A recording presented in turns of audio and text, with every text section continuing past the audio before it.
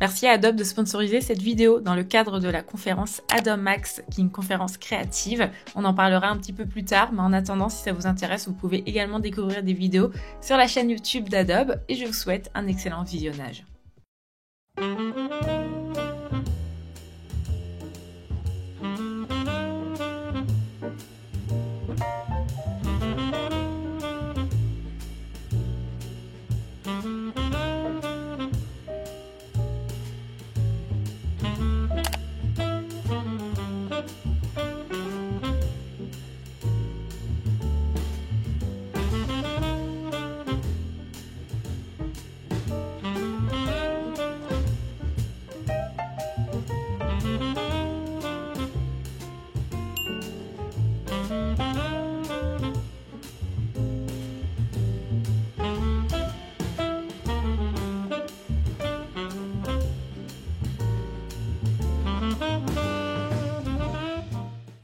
Bon, c'est la Luisa du lendemain qui est en train de faire le montage et qui a réalisé que lorsque on a un petit micro qu'on met sur son corps, on évite tout simplement de le mettre sur des colliers. Malheureusement, la plupart des pistes audio que j'ai tournées hier ne sont pas utilisables car on entend beaucoup trop le collier qui est en train de frotter contre le micro. Je l'ai appris, je saurai pour les prochaines. Donc, je vais vite fait intervenir pour rattraper les quelques séquences qui sont malheureusement très peu écoutables pour vous. Et je m'excuse aussi pour toutes les autres où vous allez entendre un bruit peut-être un petit peu parasite. Comme vous avez pu le voir dans l'intro, cette vidéo en collaboration avec Adobe à l'occasion d'Adobe Max. Je suis trop contente de pouvoir communiquer autour de cet événement parce que c'est vrai que ça fait maintenant plusieurs années que je communique toujours autour de ces conférences. Et d'ailleurs, petite anecdote pour ceux qui me suivent depuis super longtemps, j'avais été invitée à la conférence d'Adobe Max en 2018. À l'époque, ma chaîne YouTube n'avait même pas encore 10 000 abonnés. C'est assez dingue de voir tout le chemin qui a été parcouru depuis. Et donc, Adobe Max, pour les personnes qui ne savent pas ce que c'est un événement autour de la créativité qui est autant un événement en ligne qu'un événement en présentiel. Et si je vous en parle aujourd'hui, c'est parce que en ligne, vous avez accès à plein de conférences gratuites. Et pour le coup, il y en a deux que j'étais très contente de suivre car ce sont des créatrices de contenu que je suis sur Instagram maintenant depuis un sacré paquet de temps. Et je trouve ça toujours pertinent en fait de venir se renseigner par rapport au réseau et surtout comment communiquer sur les réseaux en tant qu'artiste. C'est vrai que moi je vais pas regarder toujours du contenu sur comment développer ses réseaux sociaux pour avoir le plus de statistiques, pour avoir le plus d'abonnés, ce genre de choses. Je préfère plutôt apprendre des choses dans la communication et j'ai trouvé ça hyper intéressant parce que au final dans ces deux conférences que vraiment je vous recommande d'aller voir, on se rend compte que ce qui ressort c'est à chaque fois le fait d'être authentique et de parler de soi. Je sais que parler de soi en tant qu'artiste c'est quelque chose qui fait très peur sur les réseaux sociaux. Très souvent on pense qu'il faut aller peut-être dans l'intime, qu'il faut aller justement sur des sujets avec lesquels on n'est pas forcément à l'aise. Mais en fait parler de soi, ça peut être par exemple parler de sa pratique dans un angle un petit peu plus émotionnel. Admettons que vous ayez fait une illustration, vous pouvez par exemple faire un contenu où vous expliquez qu'est-ce qui vous a inspiré pour cette illustration. Vous pouvez faire un contenu où vous montrez comment est-ce que vous avez réalisé cette illustration et vous pouvez parler par exemple d'un sujet qui a un rapport avec votre statut. Mais en tout cas, si ça vous intéresse, sur Adobe Max, vous avez accès à plein de différentes conférences, que ce soit au niveau de l'illustration, du graphisme, de la photographie, de différents logiciels, selon les logiciels que vous utilisez. Chaque année, ils présentent aussi les différentes nouveautés. Je vous mettrai comme d'habitude le lien en barre d'infos si jamais ça vous intéresse. Et si vous voulez découvrir d'autres vidéos, vous pouvez également aller sur la chaîne YouTube d'Adobe. Et je vous laisse du coup avec la suite du vlog et on se retrouve à la fin de la vidéo. Avant de commencer cette vidéo, je voulais vous dire que mes doigts, enfin du moins ma manucure, est vraiment incomplète. Je sais que ça n'a absolument aucun impact sur le visionnage de cette vidéo, mais je sais pas pourquoi j'ai besoin de le préciser. Ce week-end, j'ai fait une manucure trop mignonne. J'ai découpé des petites étoiles et je trouve ça vraiment trop chouette. Et en fait, j'ai tout enlevé et puis maintenant ça ressemble un petit peu à rien. Donc désolée de ne pas être apprêtée à 100% pour cette vidéo. Les copains, bonjour, bienvenue dans un petit studio vlog. Aujourd'hui, on va passer la matinée ensemble. Je vous avoue que j'ai beaucoup de difficultés à faire l'intro de cette vidéo. J'ai l'impression que ça fait longtemps, ou c'est pas forcément une vidéo où j'avais préparé le script en avance.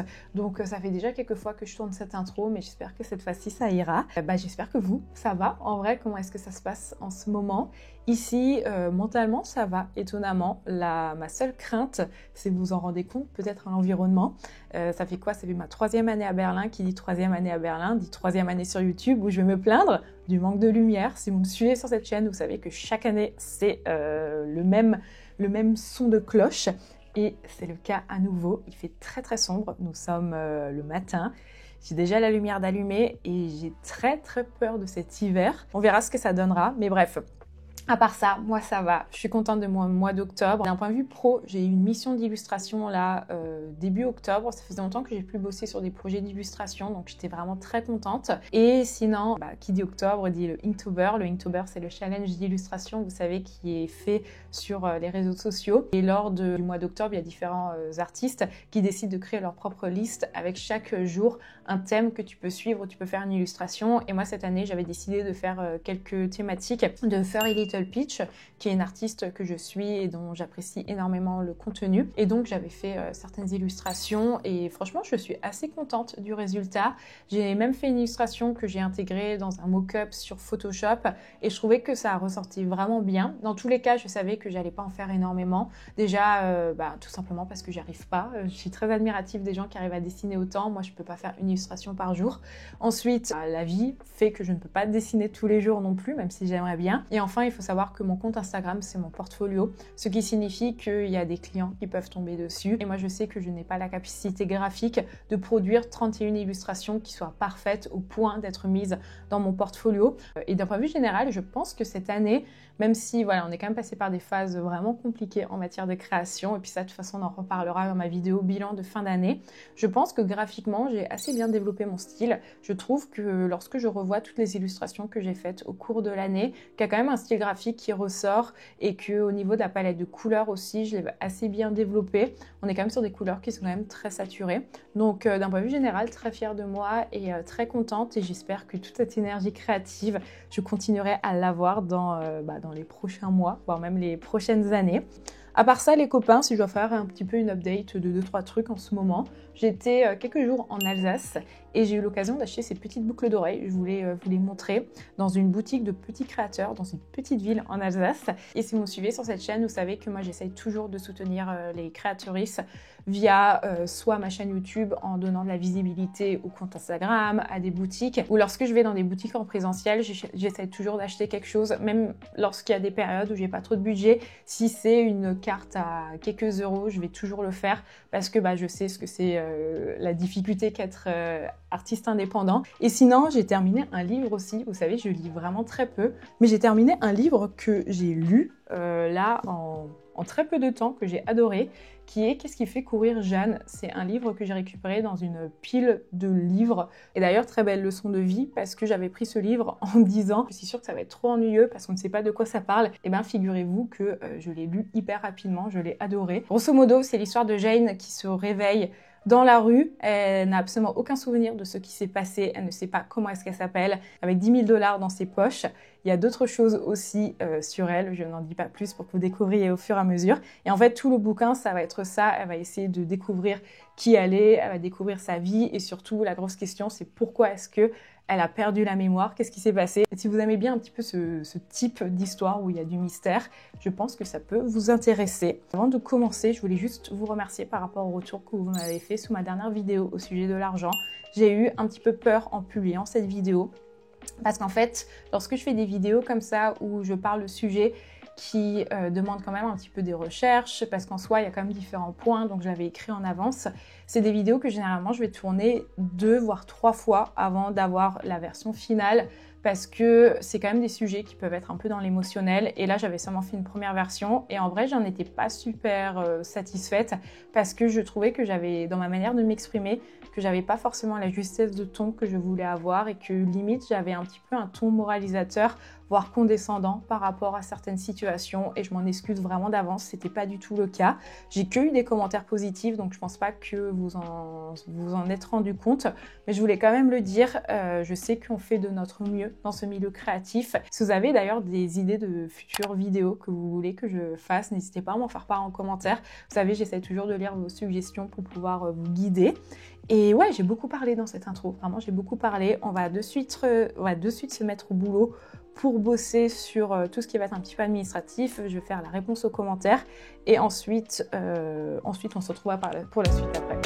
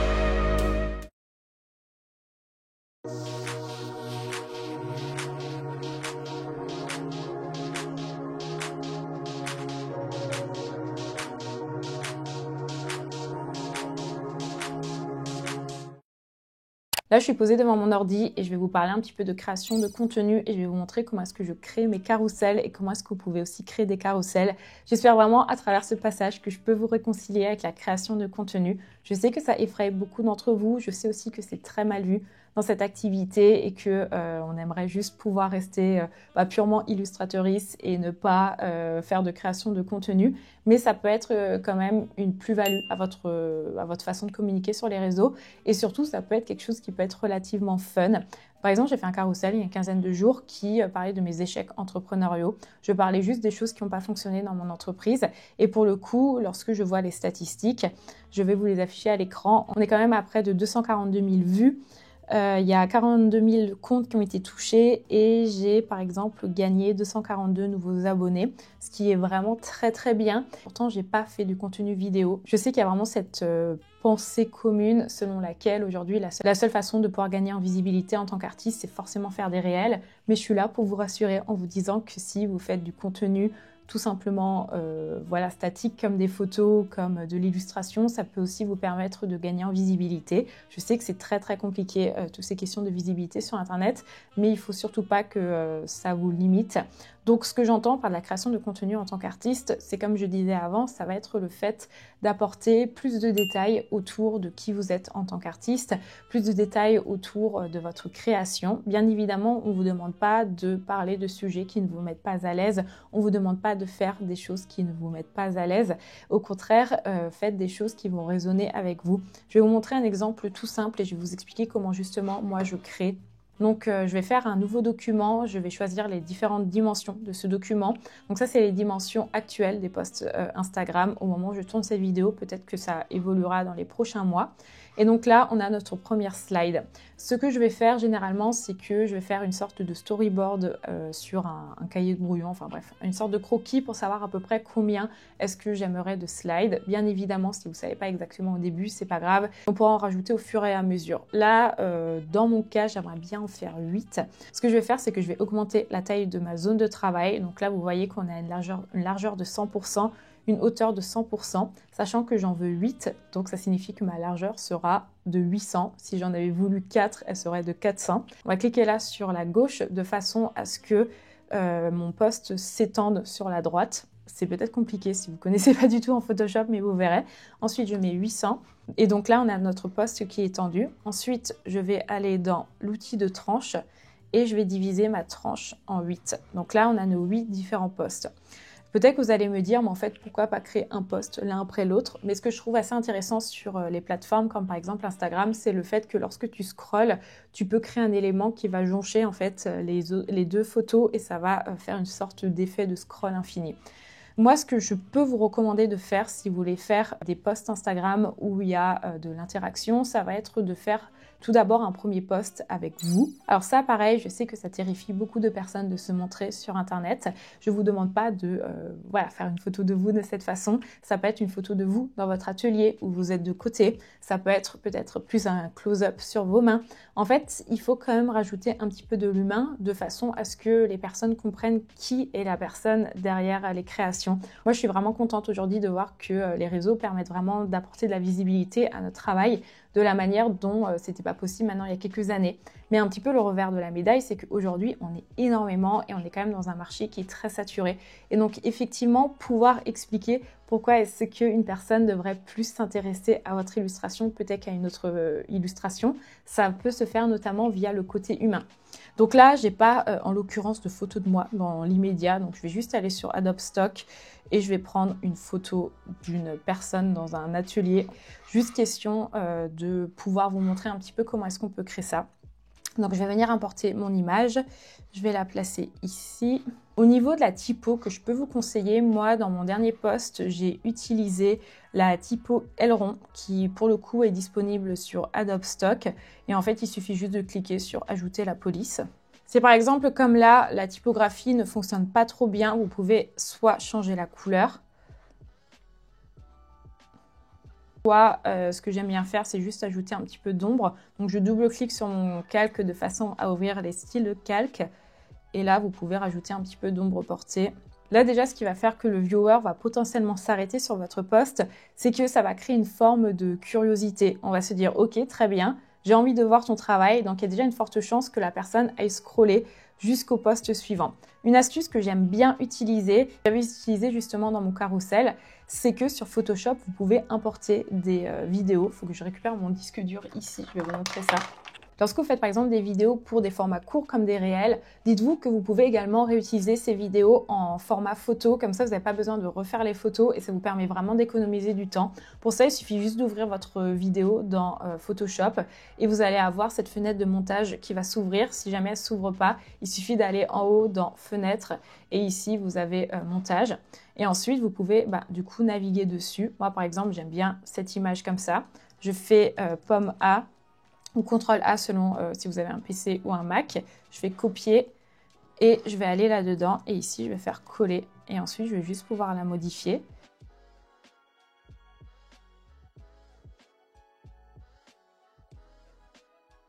Et donc voilà, de cette façon, vous pouvez après par la suite créer votre carrousel. Puis bien évidemment, à partir du moment où les vidéos sont utilisées en tant qu'image, vous pouvez aussi les modifier. Là par exemple, elles sont trop sombres. Je vais pouvoir ajouter dessus des réglages, donc par exemple de la luminosité. Au moment de l'export, c'est là où ça va être assez intéressant. Vous allez dans Fichier, Enregistrer pour le web.